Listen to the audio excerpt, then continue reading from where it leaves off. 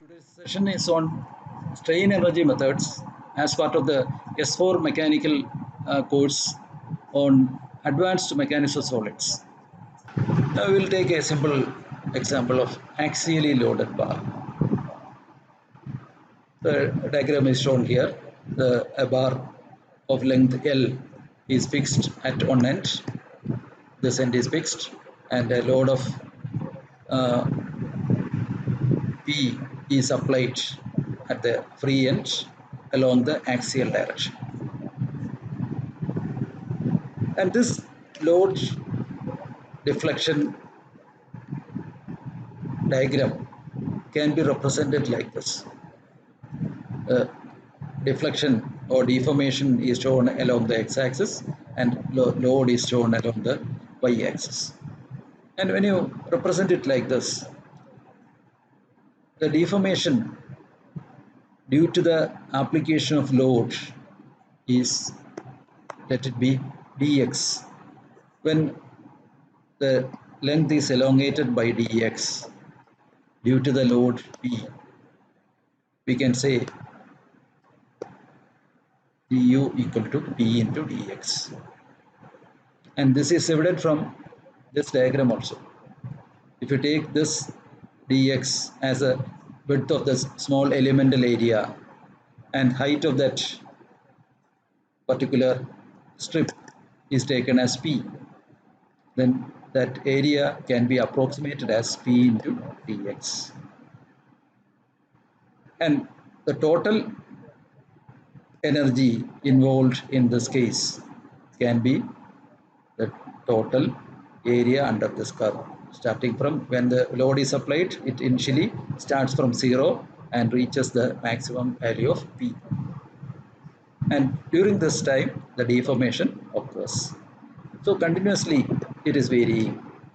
So this can be obtained as a integral of P dx. It is the, let's say, total work done is given by integral P dx over the length x1 or L. But here it is taken as L. So integral 0 to L P dx. By integrating this, we can get the area under the curve. The area under the curve is defined by this integral information. So in any case, we can determine this area under the curve by suitably representing this particular problem as an equation which is to be integrated. Oh, another point which is connected with this is strain energy density. We have seen what is strain energy. Now, strain energy density, unless it is per unit volume, so is strain energy density. Strain energy per unit volume is called strain energy density. And another word or another term used for representing strain energy density is resilience. Resilience. So the definition is just basic definition of, remember the basic definition of strain density. It is applicable in strain energy also. Strain energy per unit volume. So when we are using strain energy density in a calculation, the effect of size of the loaded bar can be eliminated. Whatever may be the size of the bar, size of the body which is loaded, it does not have any effect on resilience. But it is having an effect on strain. If you are taking strain energy alone, the dimension or the size of the body is having an effect. Now it can be defined as U by V. U is strain energy and V is the volume of the body.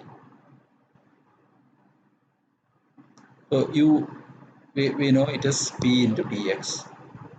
So integral of P into dx. If you are taking V also, P is area is cross-sectional area and L is the length. A into L is the volume. Now, if you take it separately, P by A, it is nothing but sigma x, the linear normal stress. And what is dx by L? It is the elemental strain, the elemental length, increase in length by original length. It is an elemental strain. Now, the equation can be integral 0 to epsilon 1, the total strain, the total length over the total length of x1, or L, the total strain is epsilon 1. So it can be integrated over the range 0 to epsilon 1.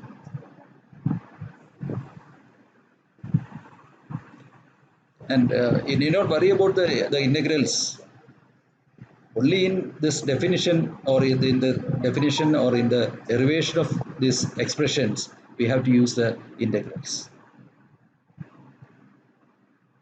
Otherwise, we need not go for any such things. So here, we are using a small u as a notation for strain energy density. So same expression by replacing sigma x by E into epsilon x. It is from Hooke's law.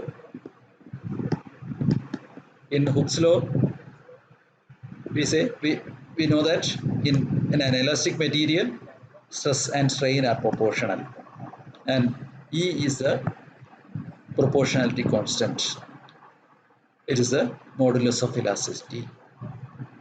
So we can replace sigma x by E into epsilon x, and d epsilon x is already there. Now, this can be evaluated, this can be integrated to obtain this expression. And again, if we want, we can replace epsilon 1 square by sigma 1 square by E square. Epsilon 1 square is sigma 1 square by E square.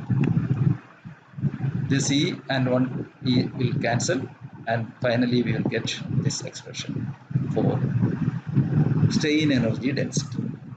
So this expression also we have to remember. Strain energy density is sigma 1 square by 2E, or sigma square by 2E in a linearly elastic material. Now we will come to the general expression. What we have seen earlier is about a body which is subjected to only an axial load in a particular direction, in the direction of one axis. But if you consider an element in which the force is applied in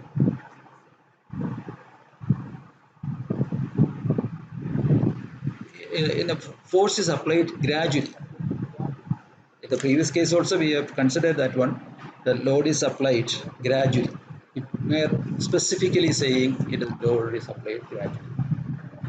Now the work done is force into distance by 2, because the load initially is 0 and gradually it reaches the maximum value of, say, P or some other quantity. So here the energy due to sigma x, that is load applied in the direction of x, is dy into dz, that is the area of cross section of the surface perpendicular to x direction. Area into stress, it becomes force. Distance is strain produced in the x direction into the length along the x direction, and these two together is the distance or displacement along the x direction. So force into displacement multiplied by half. It is the energy when a force is applied gradually. Now the strain energy. The contribution of strain energy is half of sigma x into epsilon x into dx, dy, dz. This is the volume.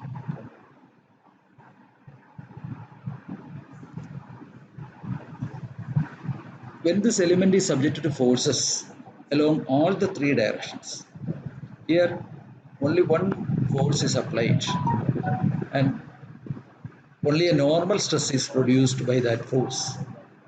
And due to the normal stress, a strain along the x direction alone, a normal strain along the x direction alone was present in the body. Now what we are going to consider is, we are considering forces acting along x direction, y direction and z direction. And due to this, stresses will be developed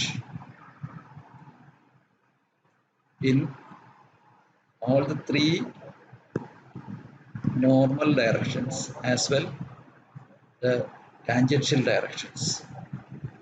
So sigma x, as you know, it is due to the load applied along the x direction. Stress of sigma x is developed along the x direction. Similarly, these two. Here, tau xy is the shear stress developed along the y direction due to the load applied along the x direction. And due to this shear stress, a shear strain is developed, which is called gamma xy. Similarly, these two are involved in the respective directions due to the stresses acting in some other direction. So all this together is used to define the strain energy due to forces acting along all the three reference directions.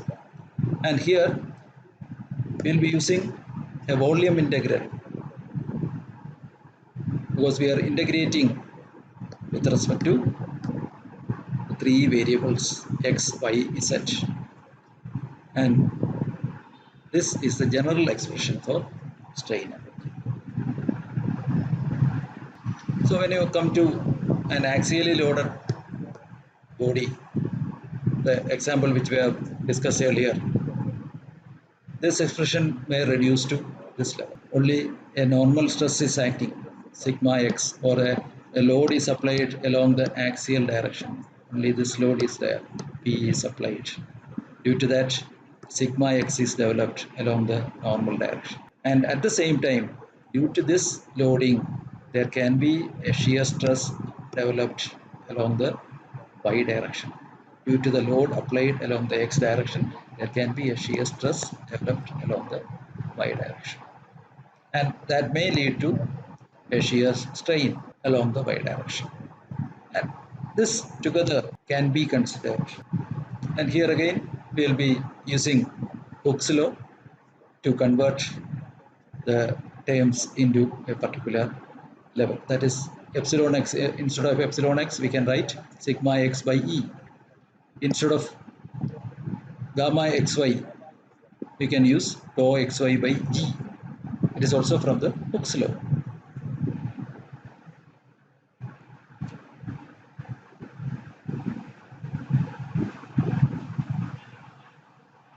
The same expression we can use for cases like axial loading, bending and shear stresses in beams, or torsional stresses. Torsional means torque is applied. So with this, I am winding up this video. The remaining portions are included in the next video. The contents of this video are taken from this textbook, which is available from Flipkart. Thank you.